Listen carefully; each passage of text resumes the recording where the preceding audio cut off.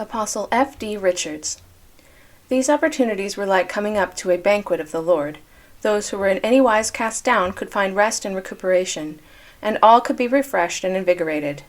During the past few months there was an evident increase of improvement among the saints, and the efforts of the wicked against us had brought us nearer to the Lord. Many had laid aside their investments and had come into the liberty of the sons of God.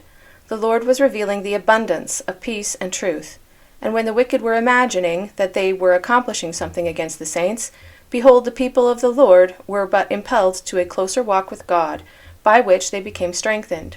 The animus of the adversary was exhibited, but it did no harm to the saints. Those who had worked for our injury had only driven from their own souls that measure of light from the Spirit of God which had enlightened them. He felt that a duty rested upon the saints to set forth the truth to their kindred who were scattered abroad, and to correct the falsehoods which were circulated against this work, that so much might be done to give them a chance to resist prejudice and learn the truth. The circulation of the Deseret news would aid in this good work, as many of the missionaries had testified.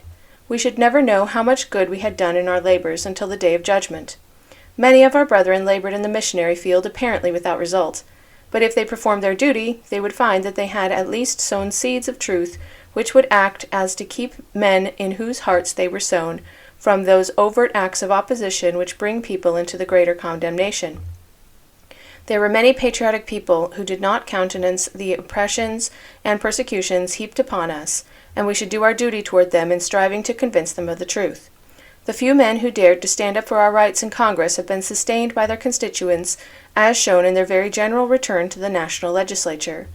Our existence here was designed of God to try us, and if we would hearken to him, all that had happened would tend to our benefit. He rejoiced in the increase of the saints whose posterity was multiplying in the land, and who ought to be reared up to become a nation of kings and priests. If we could understand something of the glory which we, like Jesus, had with the Father before the world was, we would be strengthened to perform those duties which would qualify us to return it.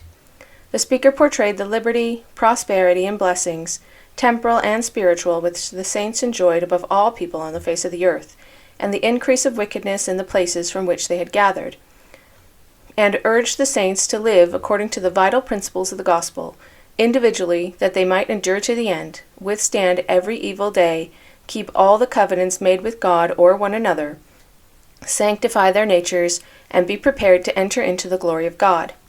He exhorted so that all might be thoroughly informed, and desired that we might all be strengthened and become truly the embodiments of the principles of eternal life.